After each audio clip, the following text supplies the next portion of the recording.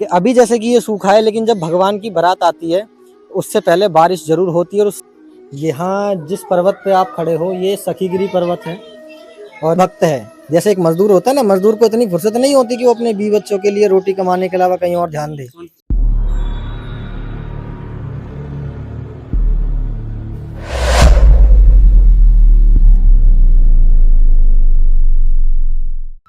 राधे राधे सभी भक्तों के लिए आज मैं आपको लेके आया हूँ राधा रानी की प्रिय सखी ललिता जी के गांव ऊंचे गांव में।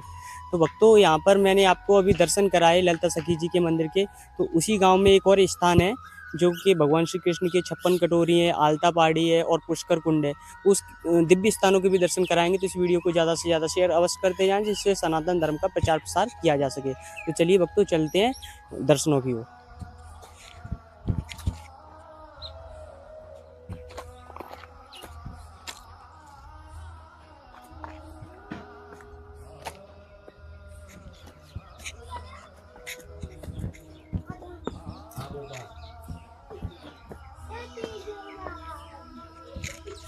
तो भक्तों अब हम उस दिव्य स्थान के पास आ चुके हैं जो लगभग 5500 वर्ष पुराना है, जिस स्थान पर भगवान श्री कृष्ण और ललिता सखी जी का विवाह हुआ था। तो यहाँ पर हमें पंडित जी मिल चुके हैं, उनसे जानेंगे यहाँ की लीला क्या है, लीला यहाँ की लीला के बारे में संपूर्ण जानकारी लेंगे। तो चलिए भक्तों चलते हैं। राधे राधे पंडित जी। राधे राधे जी, राधे राधे। क्या लीला है?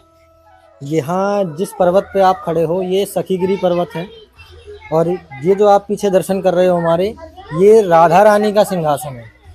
यहाँ स्वयं साक्षात राधा रानी विराजती हैं और राधा रानी के बगल में जो है विशाखा सखी विराजती हैं। विशाखा सखी जो कि कमई में मौजूद हैं और राधा रानी के सानिध्य में ही यहाँ ठाकुर जी का ललिता सखी का विवाह होता है। तो ये जो लीला होती है, जैसा कि हमने पहले देहकुंड की वीडियो में आपको बताया था कि वामन द्वादशी के दिन ये लीला होती है। तो अभी इसी सीढ़ियों पर खड़े होकर के, राधे राधे माता जी, इन्हीं सीढ़ियों पर खड़े होकर के जो आपने देहकुंड पर शास्त्र के दर्शन किए थे, जो साल में एक ही दिन शास्त्र निकलता है जिसे साखोचार नाम से कहा जाता है, वो इन्हीं सीढ़ियों पर उच्चारण किया जाता है। तो अब इसकी आगे की लीला ऊपर चढ़ करके हम आपको ऊपर दिखाएंगे, क्योंकि इस सिंहासन के पीछे ठीक फिसलनी शिला के भी दर्शन है। चलिए भक्तों चलते हैं। यहाँ पर खड़ी चढ़ाई है, काफी दिव्य दर्शन है यहाँ की। बहुत ही पंडित जी बताएंगे यहाँ की सारी लीला क्या है। तो भक्तों जो आप यहाँ देख रहे हैं ये फिसलनी शिला है। ठाकुर जी यहाँ से फिसला करते थे इसी जगह पर। और आप जो ये महावर देख रहे हो, विवाह के समय महावर लगाई जाती है। और यहाँ जो भगवान फिसले, और एक फिसलनी शिला आपके कांवा के अंदर भी है। तो भगवान जो यहाँ फिसले, फिसल लीला करी, इस लीला को एक जो है वरदान लगा कि जाके और नख जटा विशाला ता पूजे ही काल कराला। अर्थात कि मैं अब इस युग से जा रहा हूँ। भगवान ब्रज छोड़ करके जब अपना गोकुल गए, मथुरा गोकुल गए, वहाँ से दोबारा वापस भगवान आए नहीं। ठीक है। तो जब भगवान यहाँ से फिसल करके जाने लगे तो कहने लगे, ये भगवान ने श्लोक दिया कि जाके और नख जटा विशाला ता पूजे ही काल कराला, मैं अब यहाँ से जा रहा हूँ। कृष्ण अवतार के बाद कोई अवतार नहीं हुआ। आने वाले उस अब इस युग में यानी कलयुग में उसकी पूजा होगी जो दिखावा ज़्यादा करेगा। अर्थात कि जैसा कि अभी हम देखते हैं कि कुछ कथाओं के अंदर किसी को माताजी आ जाती हैं, किसी को बाबाजी प्रवेश हो जाते हैं। तो ये शरीर इतना पवित्र नहीं है। किसी को भले ही बुरा लगे तो लग जा, कोई दिक्कत नहीं है। डायरेक्ट मुझसे कांटेक्ट कर सकता है। मैं बरसाना ऊंचा गाँव, मैं देहकुंड पर विराजता हूँ। ये शरीर इतना पवित्र नहीं है जिसमें कोई देवी देवता प्रवेश कर जाए। ठीक है। और ये चीज़ आपने हमारे बरसाना के भक्तों में नहीं देखी होगी कभी। तो किसी को राधा रानी जी आ रही हैं, किसी को ठाकुर जी आ रहे हैं। ऐसा क्यों? क्योंकि किसी जो एक असली भक्त है, जैसे एक मजदूर होता है ना, मजदूर को इतनी फुर्सत नहीं होती कि वो अपने बीवी बच्चों के लिए रोटी कमाने के अलावा कहीं और ध्यान दे। उसमें देवी देवता है। इसी प्रकार जो ओरिजिनल भक्त है उसको इतनी फुर्सत ही नहीं है कि हमारे ठाकुर जी, हमारे श्री जी के अलावा कहीं और ध्यान दे सके। तो असली भक्त की ये पहचान है, उस पर कभी ये चीजें नहीं आती। ठीक है। तो अभी आपने दर्शन किए जो है ठाकुर जी के सिंहासन के। ये ठाकुर जी का ब्याहवला स्थल भी कहलाता है, जहाँ ललिता जी के फेरे हुए। हाँ, इसी स्थान पर ललिता जी का विवाह हुआ। अब हम आपको उसके दर्शन कराएंगे आगे पुष्कर कुंड के। जब भगवान यहाँ बारात लेकर आए, तो जब भगवान के चरण धोए जाते हैं पहली बार, तो उस पुष्कर कुंड की ओर अब आपको लेकर के चलेंगे हम। तो चलिए भक्तों, यहाँ पर आपने दिव्य दर्शन किए। इस स्थान पर भगवान श्री कृष्ण और ललिता जी का विवाह हुआ और यहाँ पर फिसलनी शिलाएं इस जिस पर भगवान श्री कृष्ण फिसला करते थे। तो चलिए भक्तों अब ऊपर की तरफ चलते हैं, आपको पुष्कर कुंड के दर्शन कराएंगे। तो आप वीडियो में बने रहिए। यहाँ पर कांटे हैं इस रास्ते में काफी, और चढ़ाई भी काफी है भक्तों। ठाकुर जी को प्राप्त करना है तो उसको परीक्षाएं देनी होगी, बिल्कुल सत्य बात है। ये कोई परीक्षा में परीक्षा नहीं है। और पंडित जी हमारे साथ हैं, संपूर्ण दर्शन करा रहे हैं आपको।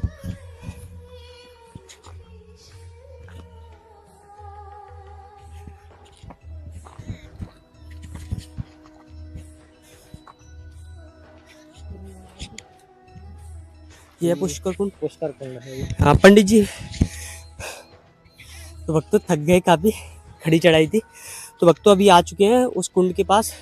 इस कुंड की क्या लीला है पंडित जी से जानेंगे। राधे राधे पंडित जी। राधे राधे जी। देखो, जब जमाई घर में पहली बार आता है, जैसे आप भी अपने घर में कन्याओं के विवाह किए करते हैं हम, तो जमाई जब पहली बार आता है तो उसको विष्णु स्वरूप माना जाता है। विवाह में ये समय बताया, जब पूजा होती है तो उस समय बेटी के पिता को ये चीज़ बताई भी जाती है कि आपका जो अभी जमाई आया है द्वार पर, ये जमाई नहीं है, ये स्वयं भगवान विष्णु हैं। और पुत्री को लक्ष्मी के रूप में बताया जाता है। तो भगवान जब बारात लेकर के यहाँ आए तो जमाई जब घर में आता है तो उसके चरण धोए जाते हैं पहले। तो अब भगवान कहने लगे कि भैया यहाँ पहाड़ पर जल कहाँ से आएगा। तो उस समय यहाँ पर भगवान कृष्ण ने ब्रह्मा जी को बुलाया और ब्रह्मा जी से कहा कि पुष्कर जी को बुलाया जाए। तो ब्रह्मा जी के आवाहन से पुष्कर जी का आवाहन हुआ और पुष्कर जी यहाँ पहाड़ पर आकर के यहाँ पर स्थान लिया उन्होंने। तो ये जो आप दर्शन कर रहे हो भक्तों, ये पुष्कर कुंड के दर्शन हैं। और इस कुंड पर नेचुरल जो है पानी आता है, जो बारिश का पानी होता है वही जो है इसमें एकत्रित होता है। तो ये कुदरती चीज़ है कि अभी जैसे कि ये सूखा है, लेकिन जब भगवान की बारात आती है तो उससे पहले बारिश जरूर होती है और उस समय इसमें चरण धोने के लायक पानी इसमें ऑटोमेटिक इकट्ठा हो जाता है। कितनी सनातन में आज भी शक्ति है, आप देख सकते हैं। पंडित जी जैसा कि बता रहे हैं, यहाँ पर जो सितंबर के महीने में भगवान श्री कृष्ण और ललिता जी का विवाह हुआ था, उस स्थान पे हमने आपको दर्शन कराए। वो जब समय आता है तो ऑटोमेटिक इस स्थान पर पानी एकत्रित हो जाता है। आप नीचे की तरफ दिखाइए थोड़ा, इस स्थान पर ऑटोमेटिक पानी इकट्ठा हो जाता है, चाहे वो कैसे भी आए, बारिश के द्वारा पानी यहाँ पर इकट्ठा हो जाता है। अभी तो फिलहाल सूखा पड़ा हुआ है, लेकिन जब विवाह का समय आएगा तो यहाँ पर चरण धोने लायक पानी आ जाएगा। तो इस वीडियो को ज़्यादा से ज़्यादा शेयर करते जाएं, जिससे सनातन धर्म का प्रचार प्रसार किया जा सके। आपको मैंने अभी प्राचीन लीला स्थली के दर्शन कराए, जो लगभग 5500 वर्ष प्राचीन लीला स्थली है। तो आज की वीडियो में बस इतना ही। मैं मिलता हूँ आपसे किसी नेक्स्ट वीडियो में, तब तक के लिए राधे राधे, जय श्री कृष्णा, जय बिहारी जी।